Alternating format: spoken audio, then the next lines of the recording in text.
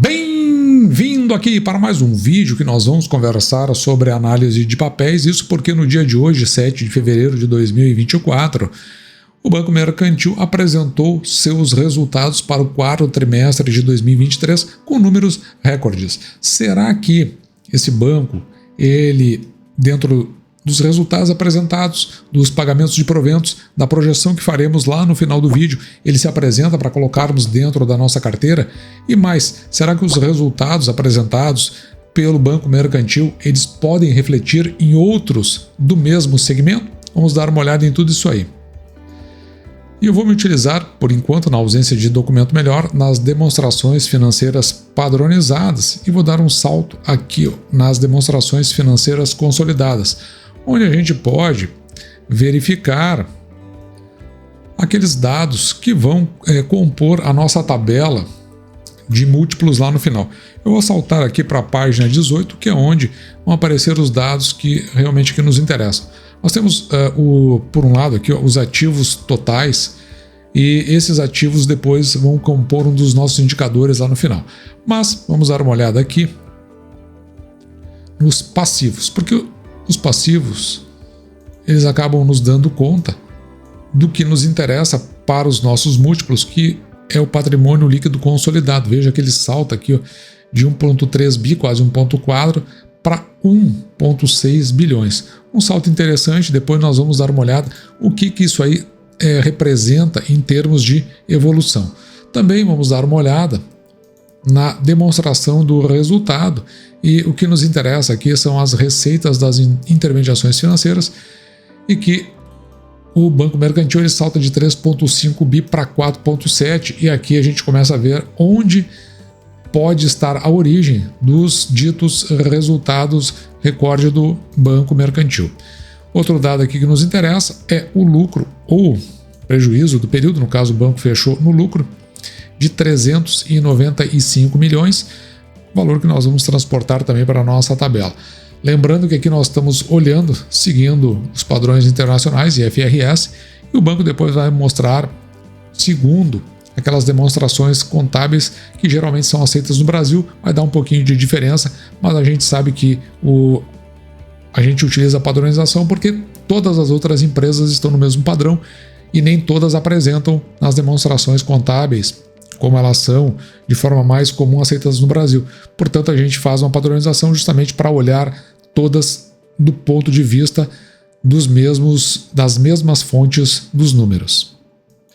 E agora, olhando aqui para a apresentação de resultados, que ela é aquela apresentação em slides por decorrência da teleconferência de resultados, tem algumas informações aqui, eu não vou analisar mais as empresas do ponto de vista de projetos, exceto aquelas que fazem parte da carteira do canal, isso porque envolve um esforço muito complexo e, consequentemente, eu não consigo fazer para todas, toma muito tempo assistir todas as apresentações. Mas a gente já vê aqui, por exemplo, o crescimento do lucro líquido do mercantil do primeiro trimestre de 2023 até chegar ao quarto trimestre, o que evoluiu dentro do ano, e são os indicadores que a gente tem visto aí, pelo menos a mencionar pelo banco, do seu crescimento em termos de chegar a patamares recordes. Também aqui a gente vê o crescimento médio composto dos clientes desde 2020, 46%, que é o crescimento médio composto anual. Da mesma forma, o crescimento da carteira de crédito de 30%. E é curioso isso, ou pelo menos é o que chama atenção. Veja que esse crescimento aqui, ele obedece uma linha inclinada. E isso é muito bom. Não fica aquela variação porque quando se faz o crescimento médio composto, se utiliza o último resultado e quanto evoluiu em função aqui do primeiro e aquilo que ele vem saltando ano a ano em termos de crescimento. Então, esta forma linear de se apresentar esse crescimento, que tem essa apresentação linear, nos mostra que é um crescimento consistente, não é um acaso do momento em que nós estamos vivendo aí, pelo menos em termos de crescimento desses dois aspectos aqui, né, dos clientes e da carteira de crédito, até mostrando uma relação de compatibilidade entre ambos. E aqui eu queria mostrar para você justamente, né, na parte do resultado, recorde, dê uma olhada aqui, como é mostrado, 421 milhões em lucro líquido, enquanto que lá atrás, né, nós estávamos apresentando o lucro líquido em 395, isso porque aqui então está dentro daquelas demonstrações contábeis geralmente aceitas no Brasil e nós utilizamos o IFRS. E aqui ele utiliza o ROI, um crescimento, o retorno, aliás, anualizado sobre o patrimônio líquido em 29,8%. O nosso vai dar um pouquinho menos, isso porque nós consideramos inclusive os nossos patamares projetivos. Depois, um dado que normalmente nos interessa muito de debater aqui no canal é com relação à inadimplência. A inadimplência, ela nos mostra assim, a saúde do crédito que é concedido. Então, quando nós olhamos para a inadimplência, principalmente aquela que mais nos interessa, que esta aqui acima dos 90 dias, isso aqui vai estar mostrado em percentual, e é importante você entender esse gráfico. Veja que onde mostra a linha azul é o Banco Mercantil. Onde a gente olha essa linha preta é o Sistema Financeiro Nacional livre dos recursos livres. E onde nós temos a linha cinza é o Sistema Financeiro Nacional Pessoas Físicas com recursos livres. Então veja aqui, enquanto o sistema financeiro como um todo tem aqui essa média de 5,6% na inadimplência acima de 90 dias, o Banco Mercantil está em apenas 3%. Lembrando que aqui no canal a gente considera esse patamar aí em torno dos 3% como uma carteira saudável, que ela leva a ter bons pagadores. Quando a gente olha aqui para a inadimplência, dos 15 aos 90, veja que 90 dias, veja que desde o quarto trimestre de 22, ela vem aqui gradativamente caindo, mostrando que o Banco Mercantil tem selecionado adequadamente aqueles a quem vai conceder os seus créditos. E ainda conseguimos olhar aqui para performances que o Banco Mercantil chamou de seus principais indicadores. Veja que a carteira de crédito, sempre aqui comparando o quarto trimestre de 23 com o quarto trimestre de 22. Então é trimestre a trimestre isso. Veja que a carteira de crédito cresce 28%, enquanto que o retorno sobre o patrimônio líquido ele sobe 13,1 pontos percentuais, a margem financeira sobe 1,5 pontos percentuais, o crédito consignado cresce 22%, enquanto que o índice de Basileia ele vai aqui a 17%, crescendo 1,8 pontos percentuais, e aqui olhando para o lucro líquido, lembrando que nós estamos aqui dentro das demonstrações contábeis, como elas são geralmente aceitas no Brasil, crescendo 110%.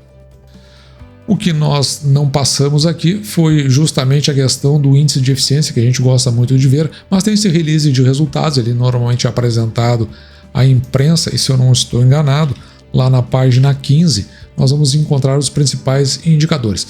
O Banco Mercantil, ele não menciona em nenhum dos documentos o seu índice de eficiência, mas a gente consegue também fazer esse cálculo de maneira alternativa olhando para esses principais índices. Então veja como ele é índice de eficiência, ele relaciona as receitas em função das despesas. E que despesas são essas? Basicamente, as despesas são essas três aqui.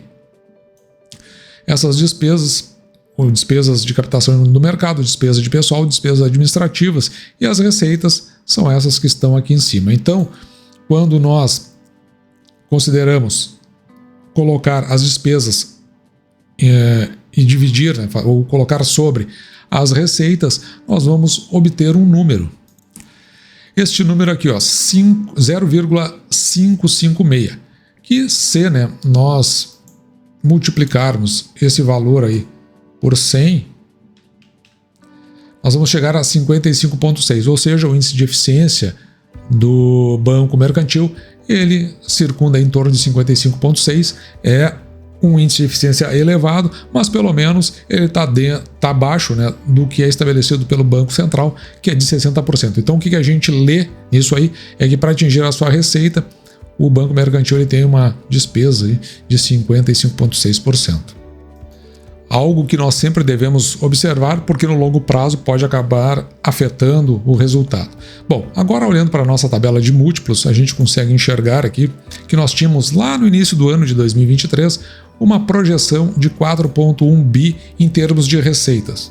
Lembrando que agora nós estamos falando do IFRS, que são as demonstrações contábeis seguindo os padrões internacionais. E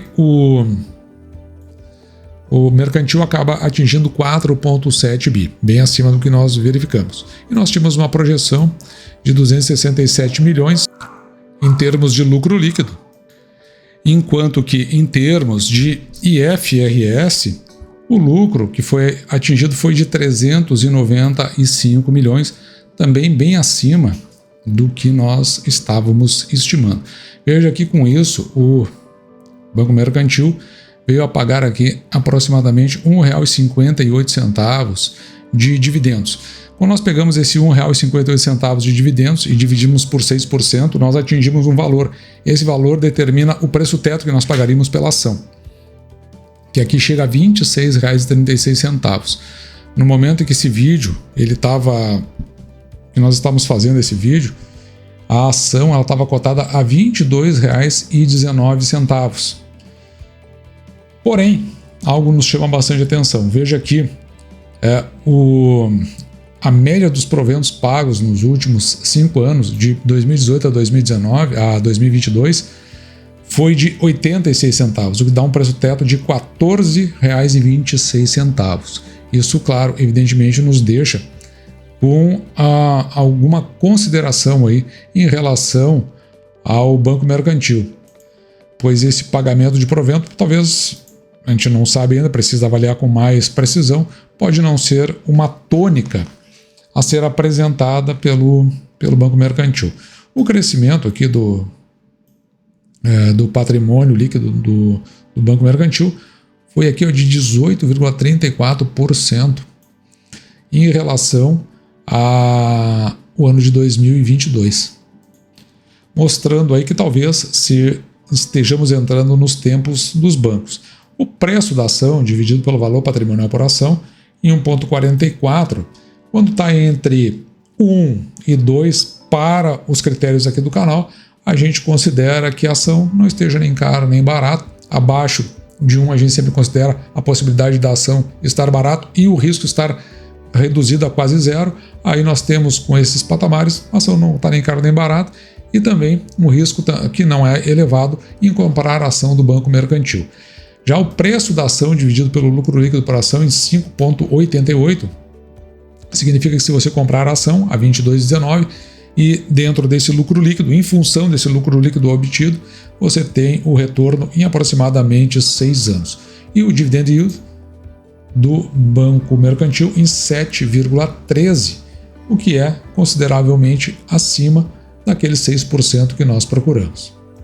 Já em termos de projeção, para o ano de 2024, nós consideramos aqui, veja que o crescimento médio composto da receita bateu 20,54%, o do lucro líquido 36,75% e os dividendos 24,5%. Isso é muito alto. Então nós vamos considerar aqui a inflação, segundo o Boletim Focus, e a Selic projetada para o final do ano.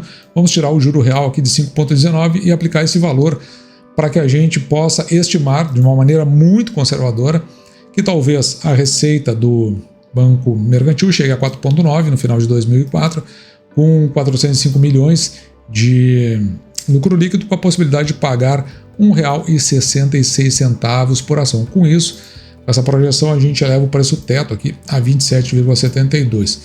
Com a inclusão agora dos R$ 1,58 para o ano de 2023, veja que o preço teto, olhando para o passado, chega a R$ 1,08 e o preço teto, quando nós olhamos para o passado, a ação sobe agora para 17,96, dando aí um patamar mais interessante para nós de se devemos ou não entrar nessa ação. O que me preocupa é justamente que no passado o Banco Mercantil ele não atingiu patamares de dividendos que nos encorajem a comprar as ações do Banco Mercantil.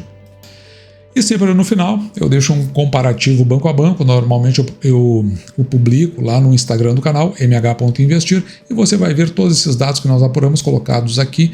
E agora você vai poder comparar com o Banco Itaú e verificar qual deles tem uma melhor condição para colocar na sua carteira. E esse aí, o Banco Mercantil, um banco a ser olhado, é uma possibilidade, dependendo de como ele pode se desempenhar ao longo dos próximos anos. A gente olha para o passado não tem recomendado muito comprar, mas talvez ele esteja entrando numa nova fase. E é importante que, antes de entrar, que se olhe o projeto do banco e o cenário principalmente. Primeiro o cenário, o projeto, depois aqueles múltiplos que eu mostrei. O cenário é positivo porque, evidentemente, nós temos um governo que é um governo que apoia o segmento financeiro. Ele historicamente fez isso e está fazendo de novo, então a gente começa a olhar aí com um certo carinho para esse tipo de empresa. Dito isso, vou ficando por aqui. Espero que você tenha gostado. Me despeço de você, desejando que você fique com Deus e deixando, como sempre, o meu grande abraço!